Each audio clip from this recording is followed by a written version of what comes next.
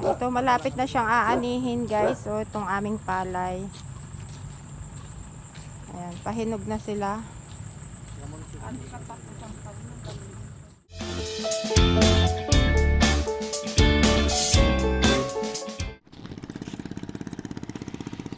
Yan, tayo kay Kuya Neil. Ayan, good morning guys. Ayan, nakapagtanim na po sila. After 3 months or 110 to 115 days ay pwede na uling mag-harvest guys. Nandyan po sila ngayon sa aming Sa tubigan, kalsada po yan. yung aming tauhan. Ayan guys, siya po ay nag-i-spray. Ayan, nag-i-spray po sila ng pangdamo para mamatay po yung damo. Bale, ilang araw pa lang po ito na nataniman. So, kailangan na po nila mag-spray ng pangdamo. Then, after 15 days, buhat nung naitanim ay magpapataba na rin po sila. Ayan. Bali, pangalawang crafting na po ito. Buhat nung bumalik kami dito sa Italia. Bilis po ng panahon. Pangalawang crafting na nila.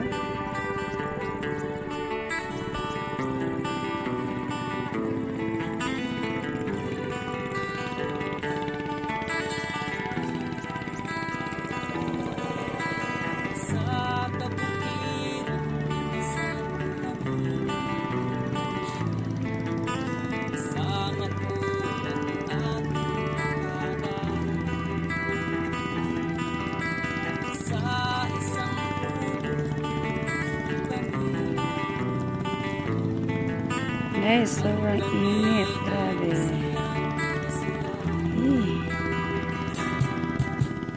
Kami ngayon sa Kapitapulaan. Ayan. Susugot po ngayon aming ama. Ayan. Ayan guys. Lalapitan po natin siya. Ayan po yung palay namin ngayon. Ayan. Ayan po yung palay ngayon.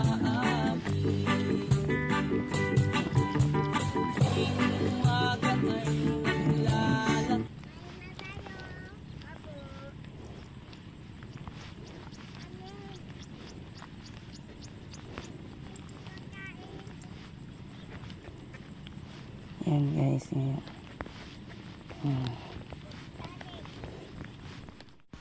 Ito po yung isang part na mas nauna po ito na naitanim. Bali, nakapagpataba na rin po sila at nakapag-spray ng pangdamo. Bali, higit na pong 20 days. So, nakapagpataba na sila. So, kung nakikita nyo guys, mas mahahaba na po. Kita na po yung yung palay. Green na po sila. Yung kanina ay katatanim pa lang po yun na ewan ko kung ilang araw na yun. Higit na rin 5 days yata yun.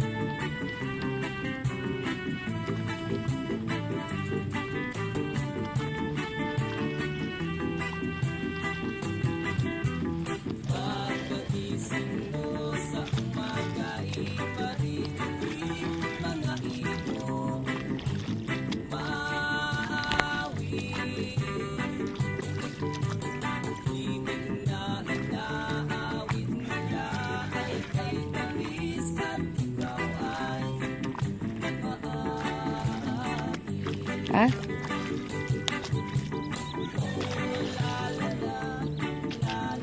Patayan kay Kuya Ray. Yan po si Kuya Ray nag-i-spray.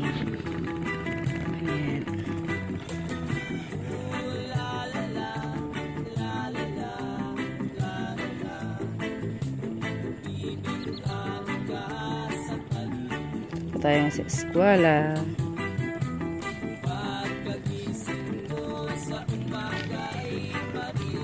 Yan po siya.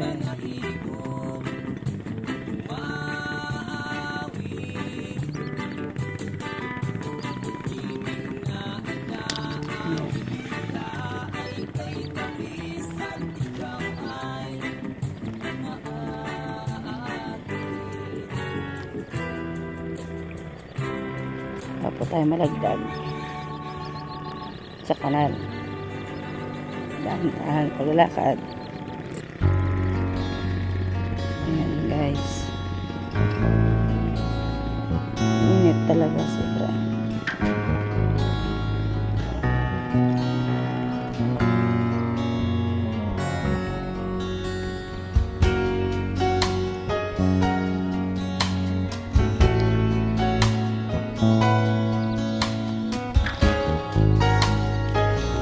Ayan po yung kanilang gamot na ini-spray.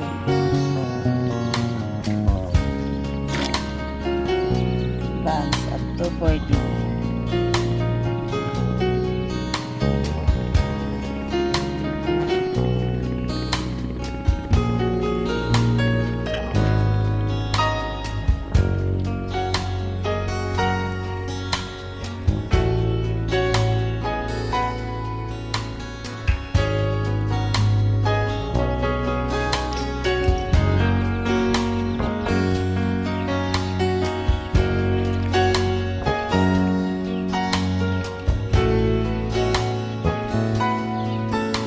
Yan guys, yung tubigan nila.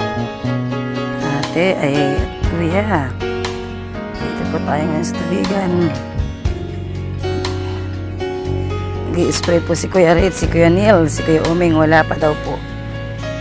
Yan guys. Si Kuya Neil, nasira po yung kanyang sprayer, kaya ginagawa po niya.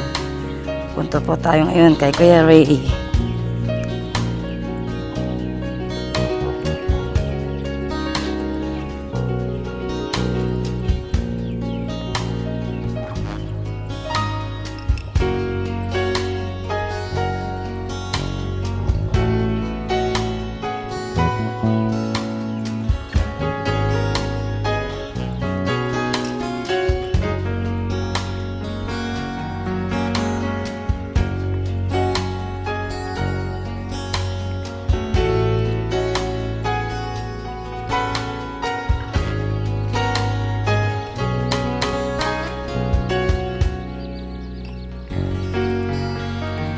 Sobrang init po ngayon. Grabe ang init.